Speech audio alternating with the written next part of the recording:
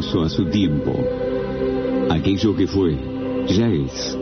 Y lo que ha de ser, fue ya. Dios restaurará lo que pasó. Todo lo que se quiere bajo el cielo tiene su hora. A partir de este momento, damos comienzo a un programa que te enseñará que bajo la palabra de Dios, todo tiene su tiempo. Y en JCB te decimos que es tiempo de esperanza. Tiempo de esperanza en JCB.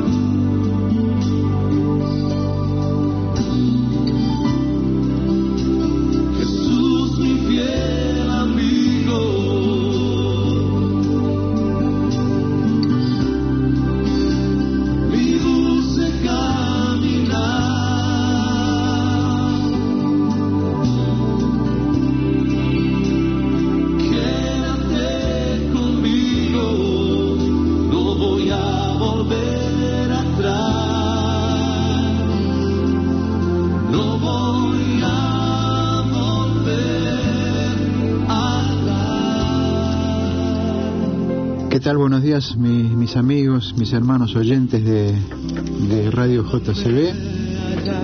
Contentos que en esta mañana nuevamente podemos compartir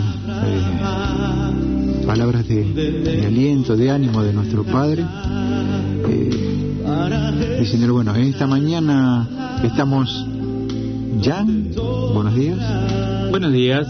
¿Y quién les habla? Raúl. Solitos acá, junto a Andrés, allá detrás en la pecera. Seguimos el dúo. ¿Es el dúo, Jan? Sí, somos dos, son de dúo.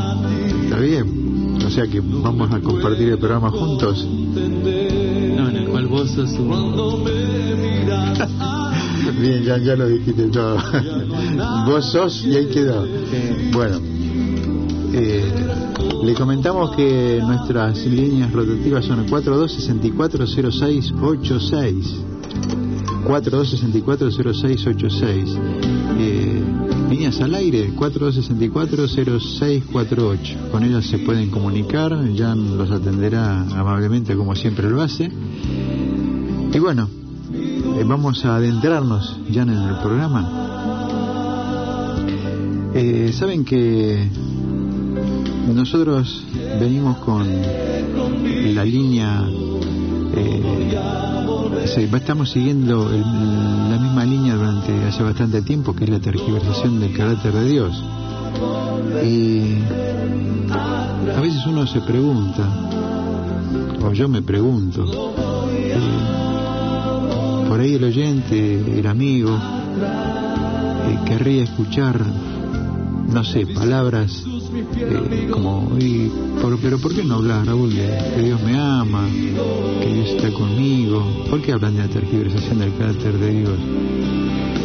Entendemos que es vital e importante porque en la medida en que podamos ir descubriendo esas tergiversaciones, vamos a ir encontrando mayor seguridad y vamos a poder ir viendo la gran dimensión de lo que es nuestro Padre, que justamente la tergiversación del carácter de Dios, ya lo dijimos, lo sabemos, que proviene a partir de ese conflicto cósmico que se produjo en los cuales Satanás, en ese momento Lucifer, fue el que trastocó el carácter de Dios para llevar adelante a cabo su plan, por así decirlo, porque él quiso destronar a Dios y lo hizo tergiversando el carácter de Dios. Por eso que arrastró las tres cuadras. Vemos que se sigue agravando el tema de la tergiversación de Dios.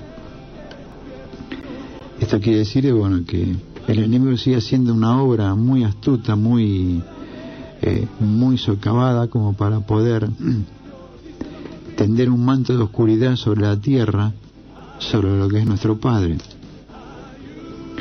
Y nosotros habíamos hablado en su oportunidad sobre los 10 mandamientos, y habíamos comentado que era la base del gobierno de Dios, y que hace unos programas atrás habíamos visto cómo la Iglesia Católica Romana había cambiado todo o parte de los 10 mandamientos, que al cambiar 3 o 4 ya había cambiado prácticamente toda la ley.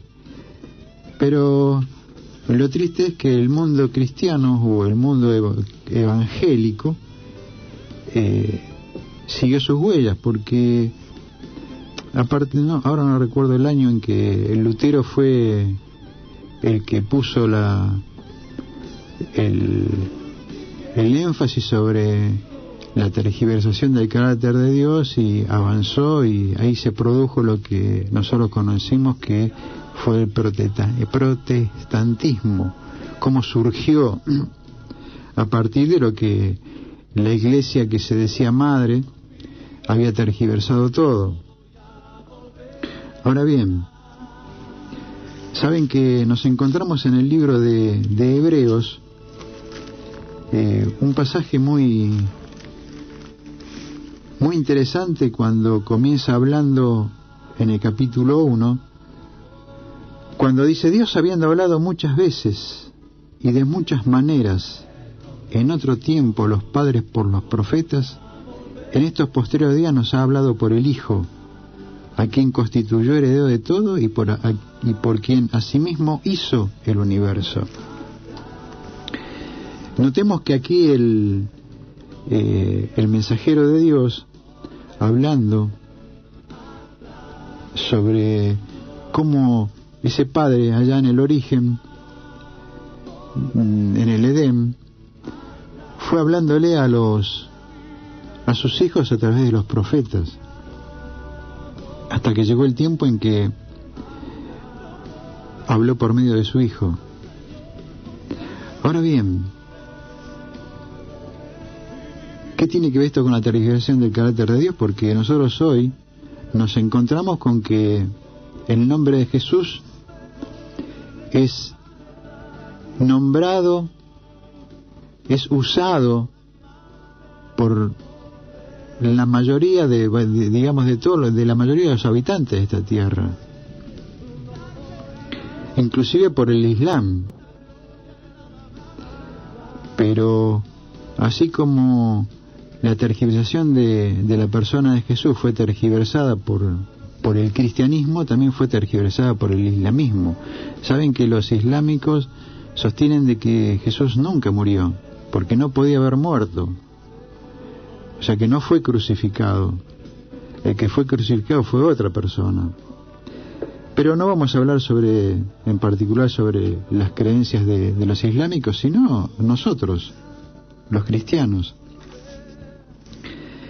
Saben que cuando se produce la aparición y el nacimiento de Jesús,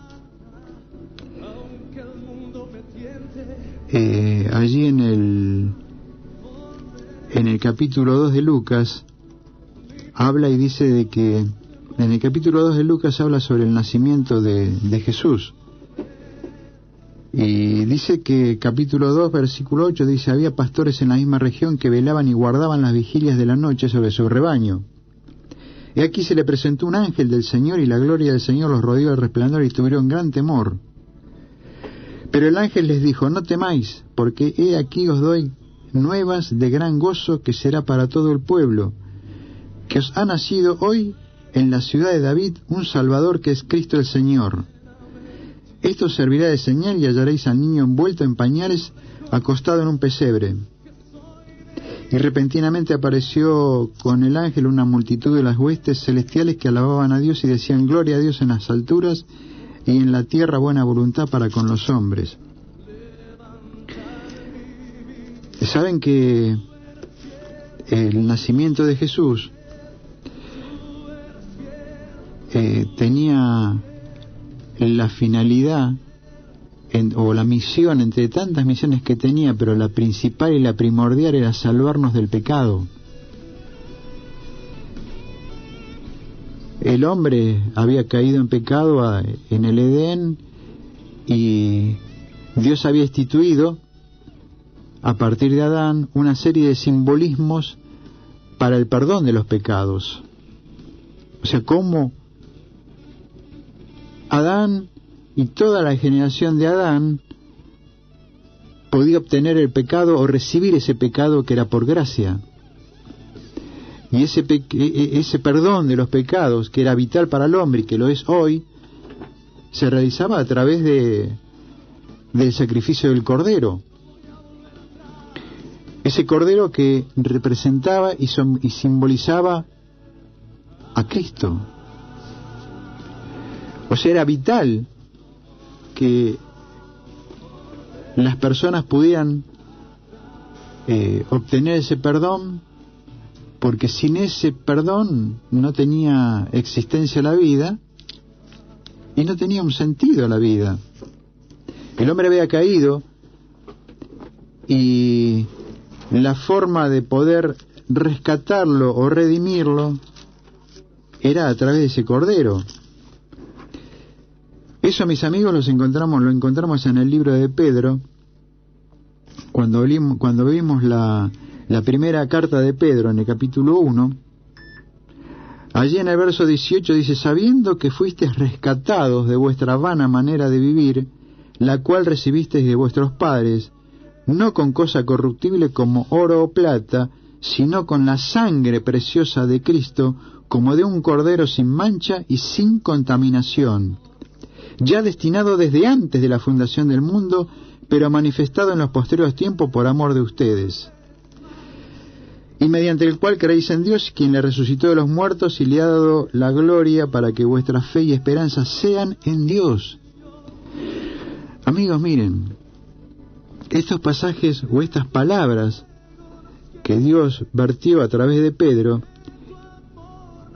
nos estaba resumiendo de que ese Padre en el cual hoy protestamos, nos quejamos, consideramos que a veces no nos escucha, que nos abandona, que nos deja, Él había concebido un plan de salvación antes de la creación de este mundo, antes de la creación de nosotros, de Adán. Él, como Padre y como Dios omnipotente, omnipresente, Él creó como a veces nosotros decimos ya, ¿no?, un plan B, ¿no? Por las dudas, ¿viste? Si hacemos esto, y si no sale, hacemos lo otro. Y en este caso Dios, Padre Jehová, conjuntamente, por supuesto, con Cristo, el otro día habíamos hablado de Jehová, crearon este programa de salvación por si el hombre llegaba a caer, que de hecho Dios sabía de esto. Ahora bien, la manera de salvación,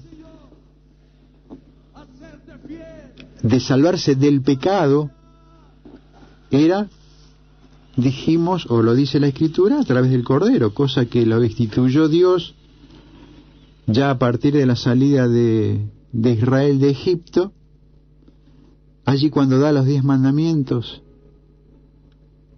y ahí cuando empieza a guiar a su pueblo hacia la tierra prometida. Por supuesto que esa tierra prometida era la tierra terrenal, pero el pueblo de Israel, o el pueblo de Dios, vamos a hablar directamente de Dios, el pueblo de Dios, caminaba por fe hacia esa tierra prometida, pero no terrenal sino celestial. Nosotros ahí en el libro de Hebreos nos encontramos con este pensamiento de Moisés, cuando en el libro de Hebreos, en el capítulo 11, cuando habla de la fe, dice que 11:25 dice que en el 24, por la fe Moisés, hecho ya grande, rehusó llamarse hijo de la hija de Faraón, escogiendo antes ser maltratado con el pueblo de Dios que gozar de los deleites temporales del pecado, teniendo por mayores riquezas el vituperio de Cristo que los tesoros de los egipcios, porque tenía puesta la mirada en el galardón. Saben que todos los hombres de Dios caminaron esperando y deseando la instauración de ese reino celestial. Y esto es temporal. Nosotros vivimos sumidos en el pecado. Ahora bien, en ese plan que para nosotros es muy largo, porque decimos, ¿por qué tarda tanto tiempo Dios en ¿por qué no viene y se manifiesta allí y termina con todo esto? El tema es que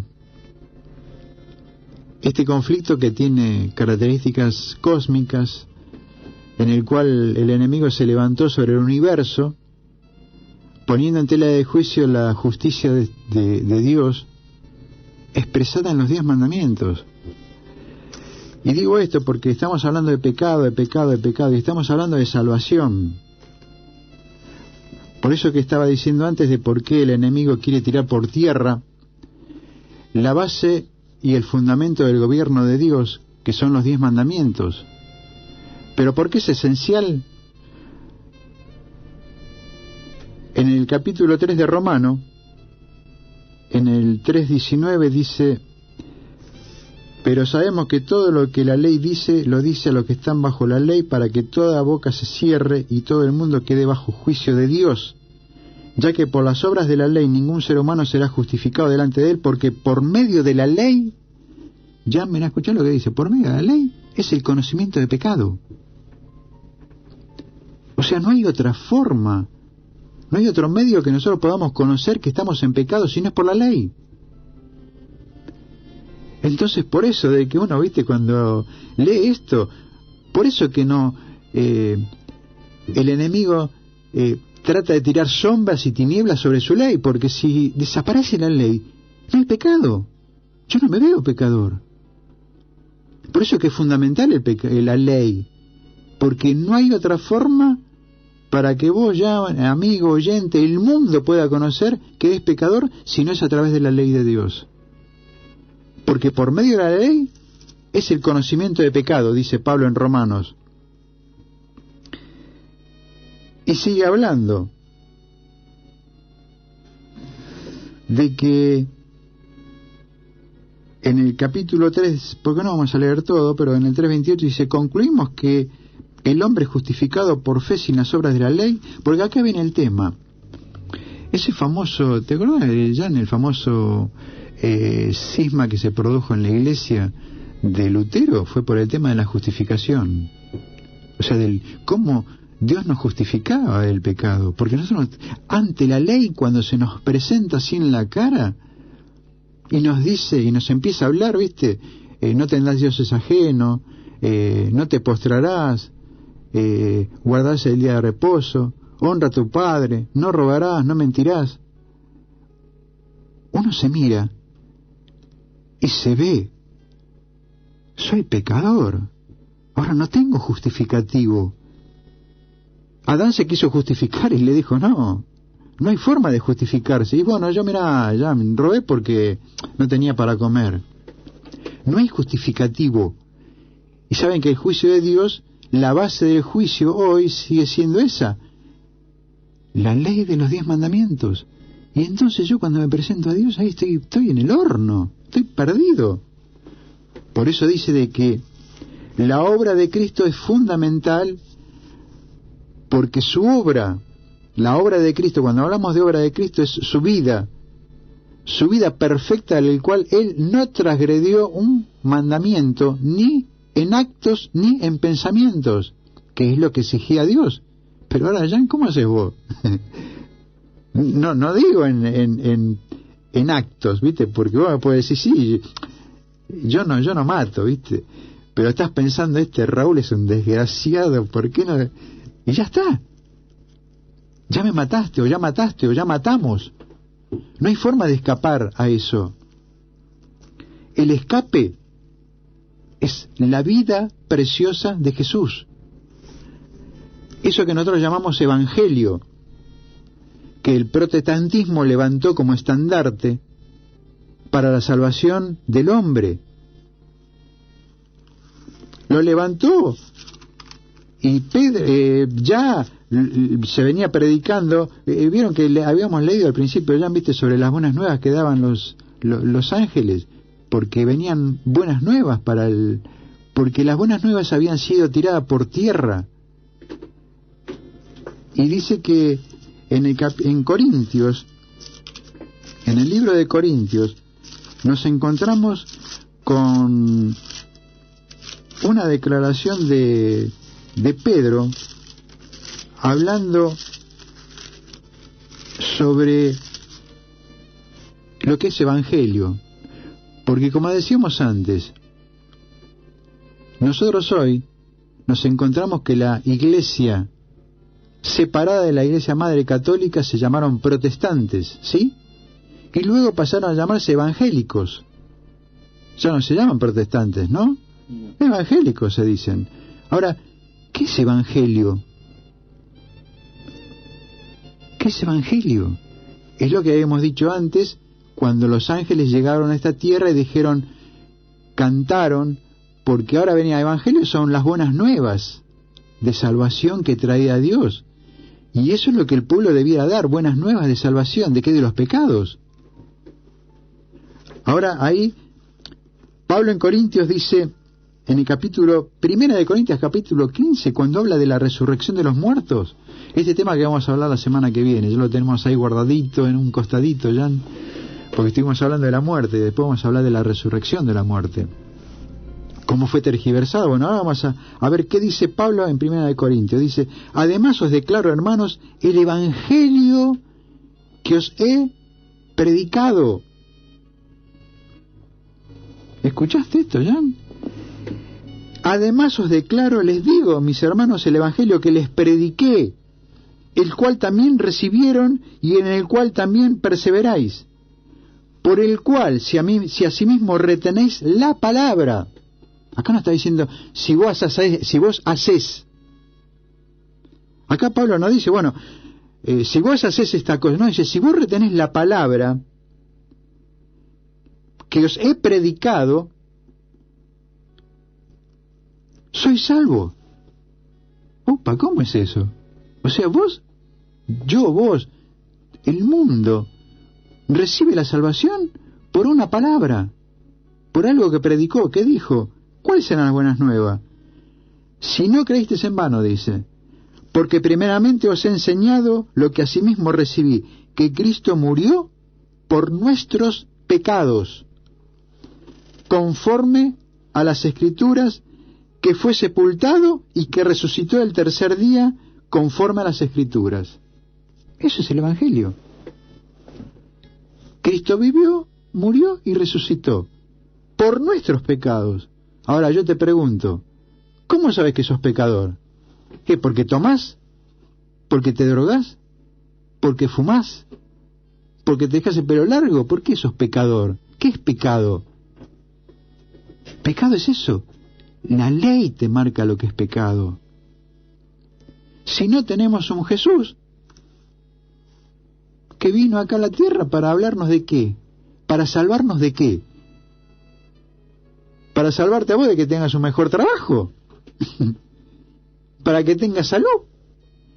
Ojo, no quiere decir que no se preocupe por tu salud, por tu trabajo, Dios, pero no nos viene a salvar de eso. No nos viene a salvar para que dejemos, si estamos en pobreza, pasemos a ser ahora ricos o tengamos plata. Porque nosotros miramos lo que vivimos acá, pero cuando agarramos y nos ponemos a ver lo que está pasando en el mundo con la pobreza y el hambre, es brutal. Con la opresión que hay en el mundo, es brutal. Con los homicidios, con las muertes. ¿Y nosotros preocupados? A ver si vendo una zapatilla o una hojota, que no quiere decir que no me preocupe. Pero Moisés había dicho, yo camino no mirando las cosas terrenales, sino las que vienen, las celestiales. Pero volviendo a la tergiversación del carácter de Dios, por eso que el enemigo intenta por todos los medios de derribar los 10 mandamientos, diciendo, no, eso es para el pueblo de Israel, eso pasó, eso ya no está, ya Jesús lo cumplió, bárbaro. Por supuesto que Jesús lo... ¿Y yo? Jesús me vino a salvar ¿de qué? ¿De qué te vino a salvar?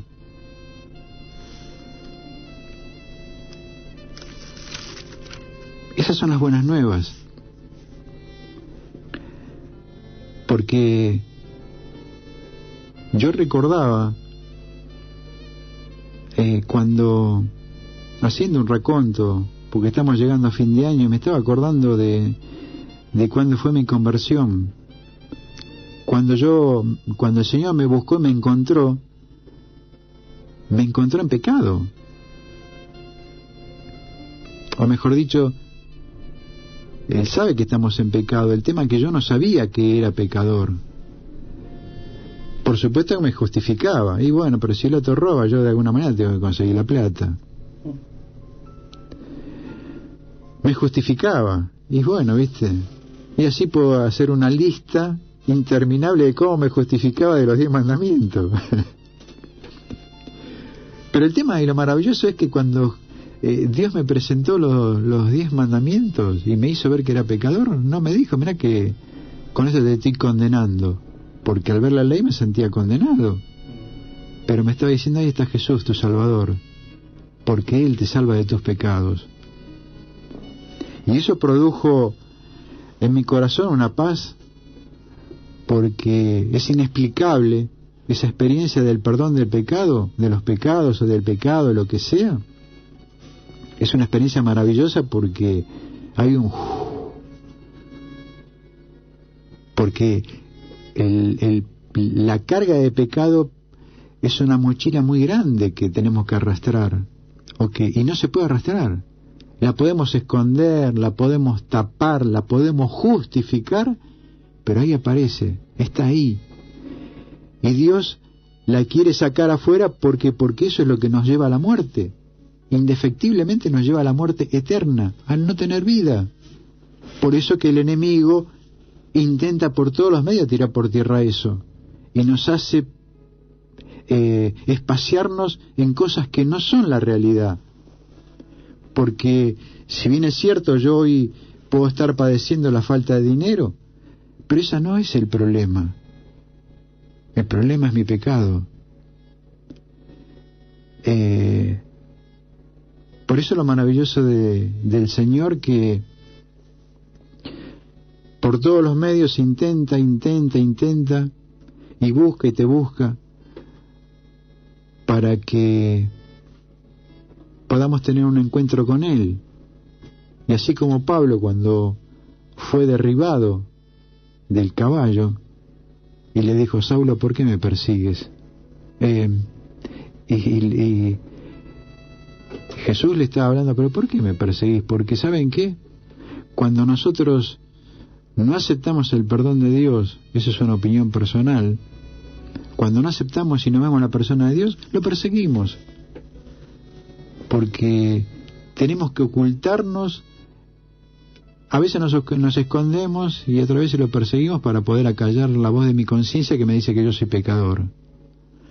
Por eso que las palabras de Jesús, cuando da su primer sermón en el monte, capítulo 5, Sermón del Monte, dice, no penséis que he venido para abrogar la ley o los profetas. No he venido para abrogar, Yo vine para cumplir algo que vos no podés cumplir. Y agrega, de cierto os digo que hasta que pasen el cielo y la tierra, ni una jota ni un tilde pasará de la ley hasta que todo se haya cumplido. ¿Se cumplió, Jan? No. ¿Y entonces por qué sacamos el tilde y la jota? Bueno, se supone de que vos no es que querés sacarlo, el que quiere sacarlo es el enemigo. Porque si saca eso, quedás bajo su dominio, que es la muerte. Porque el pecado es eso, es angustia, es dolor, es muerte. Y de eso nos vino a salvar el Señor. Que el precio por la salvación tuya y mía tiene un precio, no tiene precio, va.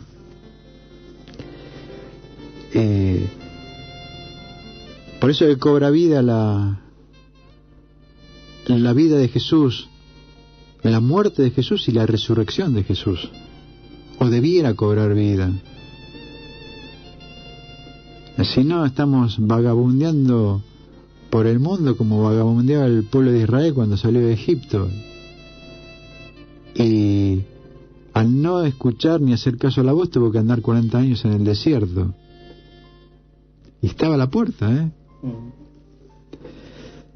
Y no sé vos, Jan, pero yo cuánto tiempo anduve vagabundeando por el mundo también. Y a veces Dios me tiene que sacar del camino, ¿viste? Y yo tener que andar por otro camino para que pueda ver que el camino que estoy tomando es equivocado.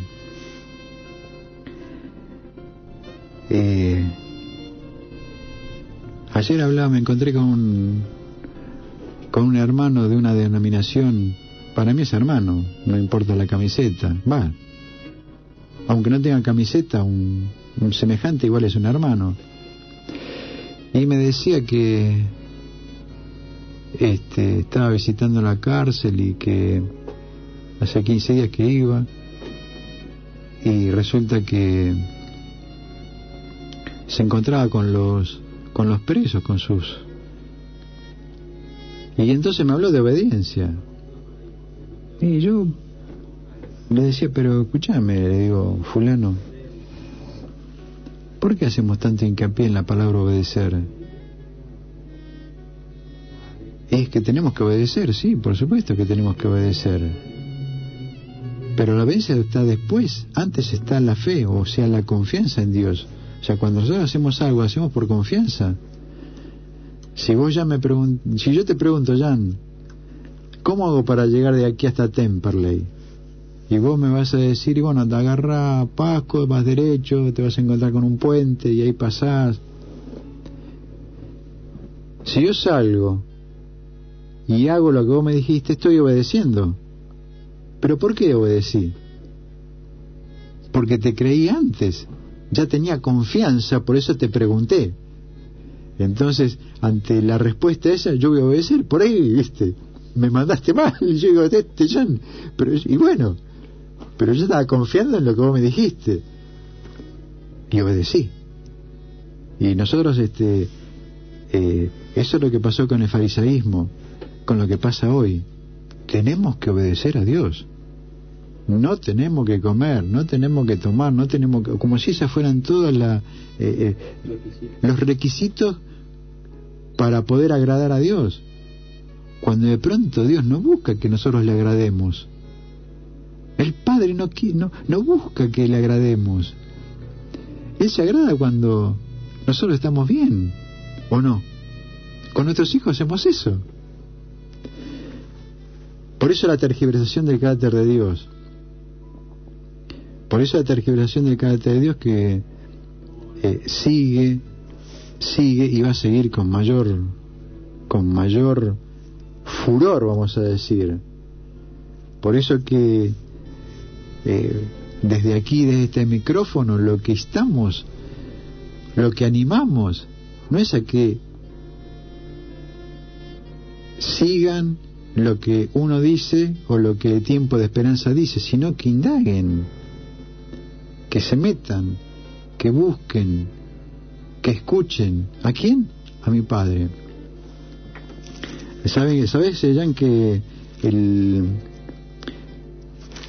pueblo de Israel, cuando estaba cautivo en Babilonia, Jeremías fue un profeta llamado por Dios. Y sabes que a Jeremías lo quisieron matar desde el primer día. Hasta estuvo en un pozo ahí abajo, pero mal, ¿eh? Lo torturaron. Yo no lo vi, sino que lo leí. El otro día miraba una serie del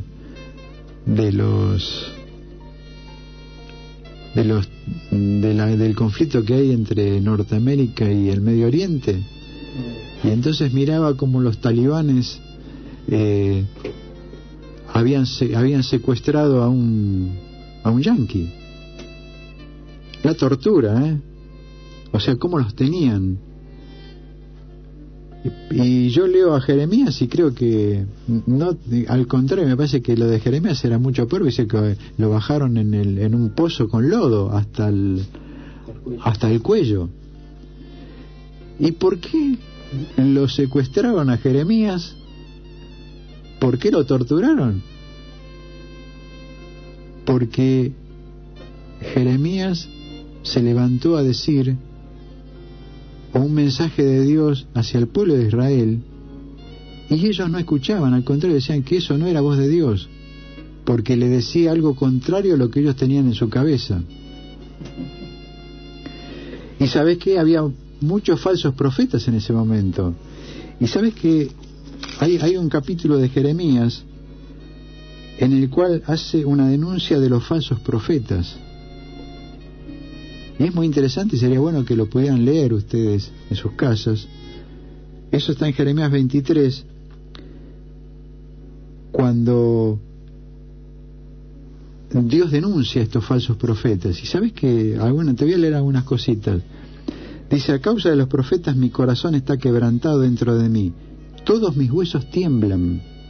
Estoy como un ebrio y como hombre a quien dominó el vino delante de Jehová, delante de sus santas palabras, porque la tierra está llena de adúlteros a causa de la maldición de la tierra.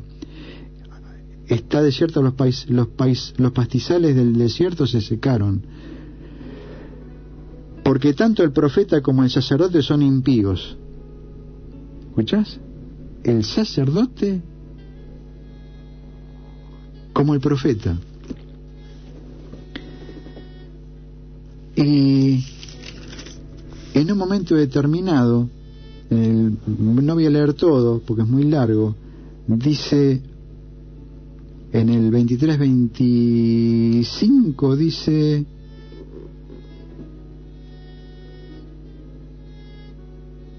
¿hasta cuándo estará esto en el corazón de los profetas que profetizan mentiras y que profetizan el engaño de su corazón?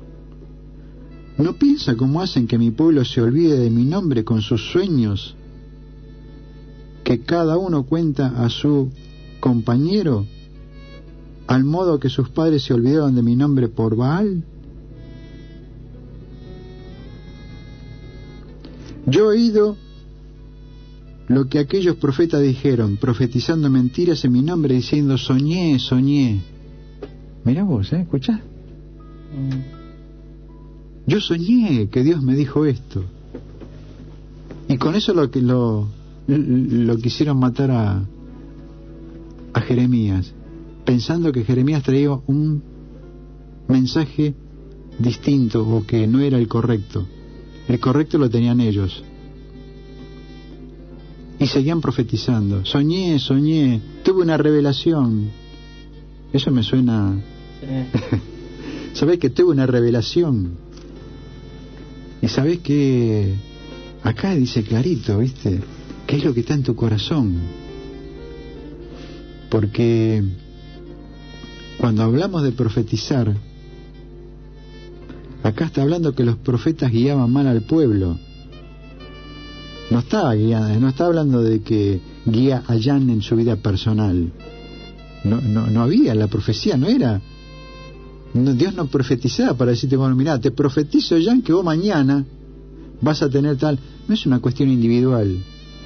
La profecía fue dada para guiar al pueblo, a un pueblo, a su pueblo de Dios. O sea que todo lo que se puede profetizar y decir es referente al camino del pueblo, no sobre cosas personales. Yo soñé que Dios me dijo, ¿entendés? No sé si es claro. Por eso la tergiversación y la mentira, que es muy propia de este mundo. Vos fíjate que vos sabés que el otro día estaba mirando eso de los talibanes, y el talibán, cuando secuestran a este norteamericano, por supuesto que los yanquis habían utilizado o usado, la palabra mejor es usado, al sobrino de este jefe de los talibanes para llevarlo hasta él y después destruirlo. Y el sobrino, por supuesto que no sabía. Y entonces cuando se presenta ante el tío, que era el jefe de los talibanes, le dice, ¿sabés que te usaron los norteamericanos? Y entonces el pibe, era un pibito, 17 años, ¿viste? Se quedó, ¿viste? ¿Cómo? Yo no sé, ¿viste? ¿Me usaron? Sí, te usaron. ¿Sabés qué hizo el talibán? Sacó el revólver y lo mató. Y el yanqui que lo habían secuestrado, que estaba ahí al lado, se lo llevan, y ¿viste? El tipo se quedaba, ¿viste? Mató al sobrino. Y después sigue la escena y ponen a un chiquito de 10 años con un chaleco bomba para hacer un canje, ¿viste? Pero era una traición, ¿viste? Porque el chiquito, el musulmán, ¿viste? Se iba a inmolar, ¿viste? E iba a matar al tipo y a todos, ¿viste? Y el norteamericano, ¿viste? Le dice, viendo todo eso, le dijo, pero el Corán no dice eso. Mataste a tu sobrino.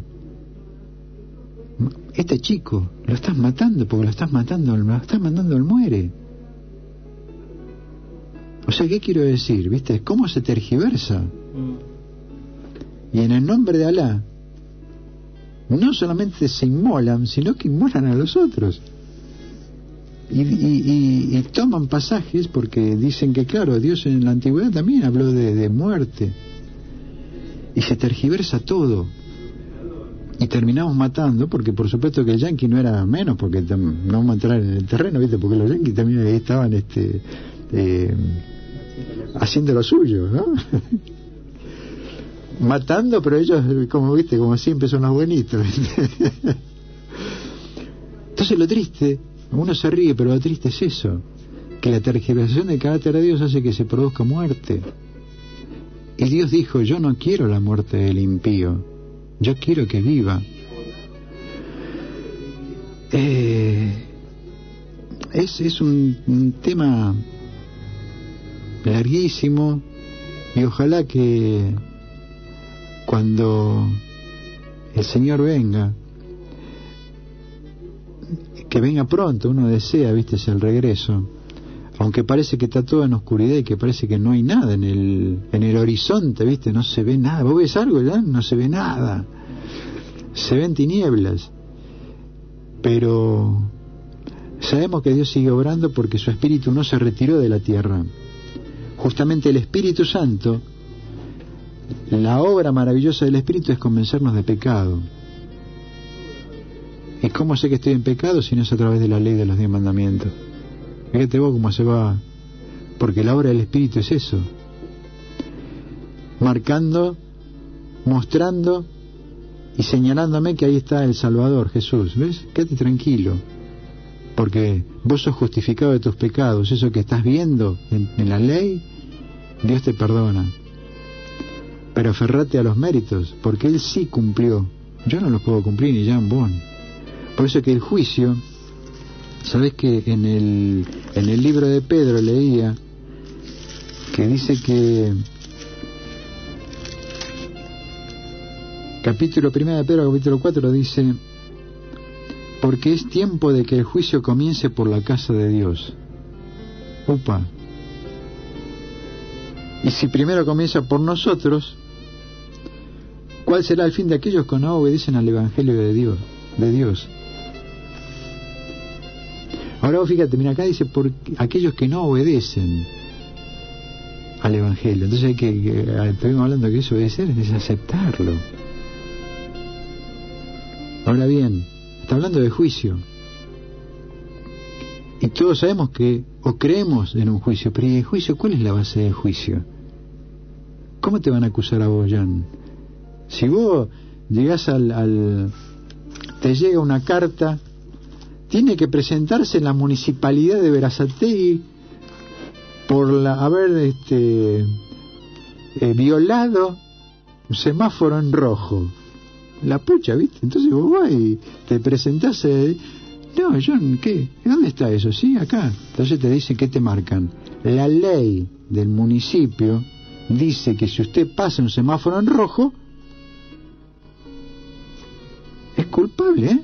Es culpable. Ahora tiene que haber una ley. Si no hay ley, yo puedo pasar todos los semáforos. Puedo andar tranquilamente, puede haber 1000 semáforos. ¿Dónde está la ley? Okay, ustedes no tienen ninguna ley. Sí, la ley marca eso. Marca que si yo, el artículo tal del municipio, ¿verdad? Si usted viola un semáforo en rojo, es penalizado con una multa de tal. Listo. Y esto es lo mismo. O sea, yo voy a ser juzgado y ve, no, pero ¿por qué me juzga? ¿Dónde está la ley? ¿Con qué ley me juzgas, Dios? Con la ley de los 10 mandamientos. Si no, no es posible que haya un juicio. No, porque sos bueno. Viste que te dice la Iglesia Católica, te dice, no, pues no, la católica, los evangélicos, los musulmanes. Dicen que si vos de morir, vas al cielo. El chiquito ese que te digo en la serie esta, había estado orando a Alá antes de ponerse el chaleco, y entonces le dijo, él había orado y se molaba tranquilamente porque iba a ir al cielo. Veamos la creencia. Y los católicos y los evangélicos pensamos que si nos morimos vamos al cielo, y si no vamos al infierno. ¿Y cómo juzgamos? No, porque vos robaste. ¿Y yo? ¿Entendés? Yo no. Yo soy bueno. ¿Y cómo me juzgo? ¿Cómo me juzgo? Si que soy bueno y otro es malo. Es una locura, ¿o no? Bueno, amigos, estamos terminando y